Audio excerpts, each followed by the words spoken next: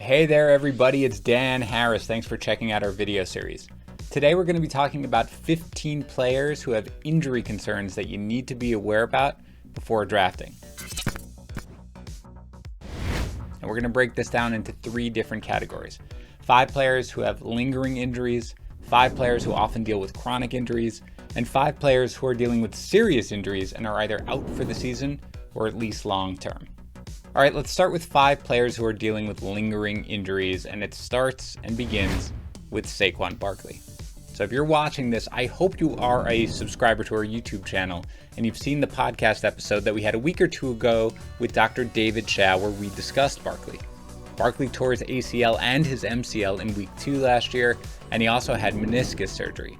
He's been slowly progressing, but he obviously has not played in any preseason games, and the word now is that he is iffy for week 1. And so what did Dr. Chow say on our podcast? Quote, "I'm not doubting it's possible that Saquon plays week 1. I'm doubting it's possible he plays at anywhere near 100% week 1. In short, he thinks he will round into form in the second half of the year, but it might be a slow start, and realistically, we may not see the peak Barkley at the start of the year. This is a tough one for fantasy managers. Enormous upside with a lot of risk, especially early in the season. Personally, I feel comfortable with Barkley toward the back end of round 1, but I would hammer running back depth early and often to survive the beginning of the season."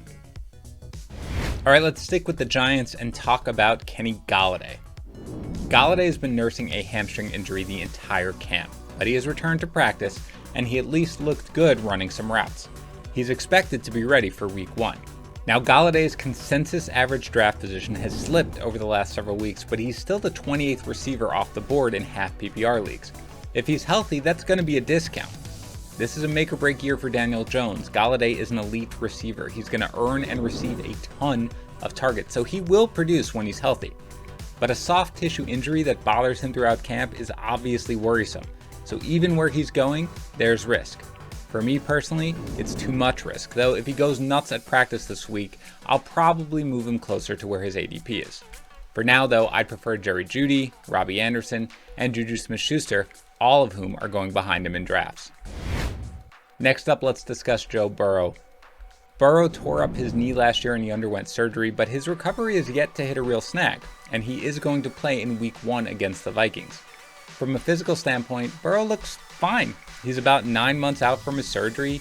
That's on the early side for recovery, but he's young, and again, he has avoided setbacks. This is much more about his mental recovery from the injury. We have seen this with countless players, and especially quarterbacks. When you have an injury, particularly to your leg or your knee, you get a little gun shy, especially at first. Maybe he's not going to run as much.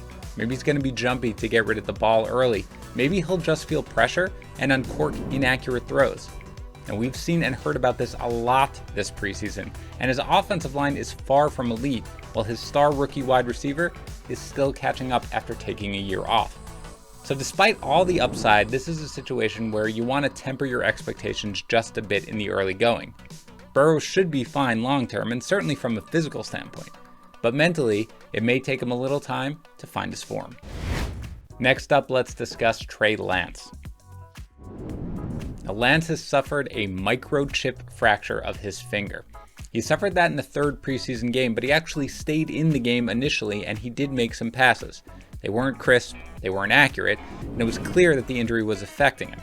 Now the team says that he's going to be out 7 days, but as usual, I go to Dr. Chow, and he said this is like a bad jammed finger, an avulsion fracture. And although he may be ready to practice in 7 days, this is not something that's going to be fully healed in 7 days.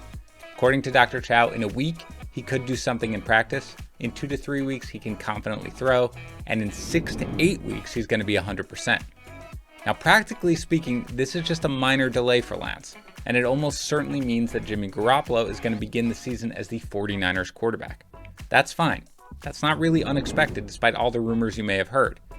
More than likely, Lance will still take over within a few weeks, and even with the 6 to 8 weeks till he's 100% stuff, that does not mean that Lance isn't going to start until he's 100%. This is a minor speed bump, and it should be taken into account, but it should just be a few week delay. Next, let's discuss Dak Prescott. Prescott continues to progress after suffering a shoulder injury early in camp. He returned to practice on August 25th, and he will be ready for Week 1. Now, there could be a slow start here. Remember, Prescott's shoulder injury was something that was more common among pitchers as they begin to ramp up activity, and this is to say nothing of the fact that he is still recovering from the gruesome ankle injury that he suffered last year. It's hard to see him coming out of the gate with 40 pass attempts per game, and he opens with a really tough matchup against the Bucks. They'll get after him, so we're really just hoping to see him survive this one, and maybe we can lower our expectations. But assuming he does make it through, this does not sound like anything to be concerned about. Because of the fact that he may need a little time to ramp up, I have dropped him from QB5 to QB6 behind Aaron Rodgers. But realistically, this is just something to be aware of early in the year. All right, let's talk about 5 players that either have the injury-prone label or are considered chronically injured. Let's start with Chris Carson. Now, Chris Carson is not currently battling an injury, but he has played in the league for 4 years and he has played all 16 games. Never. Now, he's not missing full chunks of the season for the most part, but he has missed 7 games combined over the last 3 years. He's incredibly productive when he does play, and so long as you bank on him for like 13 games, you should be fine. Drafting him alongside Rashad Penny should ensure you the Seattle backfield all year long. Next up, look, if we're talking about not quite playing a full season, we have to talk about Dalvin Cook. Cook is really just a better version of Chris Carson. 4, 11, 14, 14. Those are his games played by season since he came into the league. Now, we said Chris Carson is productive when he's on the field. Dalvin Cook is basically second to only Christian McCaffrey when he's on the field. But as with Carson, it's not a bad play to take Alexander Mattison if you do draft Cook. Bank on the 14 games during which you'll get at least a full season's worth of production. Next up, let's talk about the injury-prone king, and that is Will Fuller. The joke is, please give us whatever Will Fuller was taking last year that got him suspended because he finally stayed healthy. Before his suspension last year, Fuller had played in just 28 of 48 possible games over his 3 prior seasons. ACL tears, clavicle fractures, rib fractures, hamstring strains. Fuller runs the gamut with injuries. Now, he was healthy for all 11 games he was eligible to play last year, but he was also suspended for taking a banned substance. Did the banned substance help him stay healthy? Who knows, but the bottom line is that all Will Fuller does is produce when he's on the field, but it's the when he's on the field part that really counts. Even this camp, even when he's got the 1-game suspension, he's already dealt with some vague lower body injuries. When I draft Fuller, as I do, I'm banking on about 12 games, and again, remember, he's already out week 1 because of the suspension. If you do draft him, wide receiver depth is critical. Okay, let's talk about our next player, Deebo Samuel. Samuel played 15 games in his rookie year, missing just 1 game with a groin strain. But he suffered a Jones fracture in his foot in the following offseason, and he had a delayed start to last year. When he returned, he suffered 2 separate hamstring injuries, which combined with the Jones fracture, limited him to just 7 games. The thing is that Samuel has battled injuries throughout his college career too. He dealt with hamstring injuries in South Carolina. He broke his leg against Kentucky back in 2017. He's also dealt with a glute injury in camp. Now, you break your leg or you break your foot, I think it's unfair to be concerned about that sort of thing recurring, but when a receiver has recurring soft tissue injuries, like a hamstring injury, that is something you have to bake into your projection. I mean, there have been 5 or 6 instances that we know of where Samuel has missed time in the pros or college with hamstring injuries. That's something you cannot ignore. Plan on him missing roughly a quarter of the season when you draft him. That, by the way, does not put him on a do not draft list. Samuel will likely produce when in the lineup, and there's value to that because you can always find a replacement when a player can't step on the field. So long as you know that going in, feel free to draft him. Next up, let's talk about Hunter Henry. Now, Henry is yet to play an entire 16 games in his 5-year career. He had a knee strain that cost him time in 2016, a lacerated kidney in 2017, he tore his ACL in 2018, fractured his knee in 2019, and last year he missed 2 games because he was on the COVID-19 list, so that's not entirely fair, but he's also been sidelined most of camp already with a shoulder injury. Henry's injuries in particular are really just the kind of injuries that randomly happen in football, right? Fractures, ACL tears, etc. You can't really even try to make the argument that these cause someone to be quote-unquote injury prone. But the bottom line is 5 years, 0 full seasons. He's not a draft target this year anyway, but even if he were, coming in with a shoulder injury already is probably enough for you to write off a game or two for him. All right, let's finish up with 5 players who are dealing with either significant or season-ending injuries. Let's start with Rams running back Cam Akers. Now you know this one already. Akers tore his ACL very early in camp.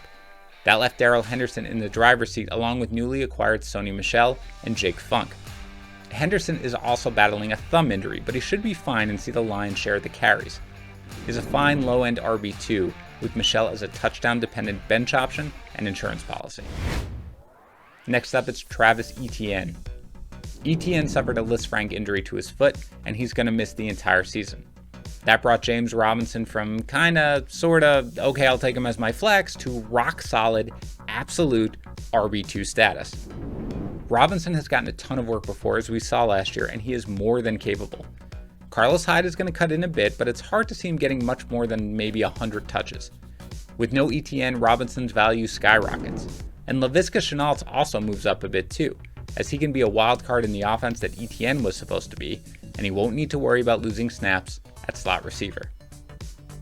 The season-ending injury that really shook up the fantasy community was J.K. Dobbins. As with Akers, you surely know about this injury too, as it sent shockwaves throughout the fantasy industry. Now, I was ranking Dobbins at about RB14 before the injury, and Gus Edwards nearly replaces him at RB18. Now, why does Edwards rank a little lower? Because he doesn't have the pass-catching chops that Dobbins has. But he also has less competition for the work, given that Tyson Williams and Justice Hill are not the same caliber backups as Edwards once was. I feel very confident drafting Edwards as an RB2, and it's a toss-up for me if you want to take him or James Robinson first. Next up, let's discuss Irv Smith. Smith had surgery to repair a meniscus, and he's going to miss 4 to 5 months. Realistically, that is probably the season. There's nothing much to see here other than Smith was one of the last tight ends that you could potentially draft as a starter if you played the tight end roulette game and lost. Now obviously, take him off your board, but Tyler Conklin is a super low-end option if you play in a tight end premium league, and you can ignore newly acquired Chris Herndon from the Jets. Let's finish up here with Tariq Cohen. Cohen was placed on the PUP list as he recovers from his torn ACL last year, so he's going to miss at least the first 6 weeks of the season. As a general matter, this is good for David Montgomery, as we saw last year that his snap percentage and his involvement in the passing game went way up without Cohen in the lineup. But last year, Damian Williams wasn't in Chicago, and he is going to take some work away from Montgomery, including in the passing game.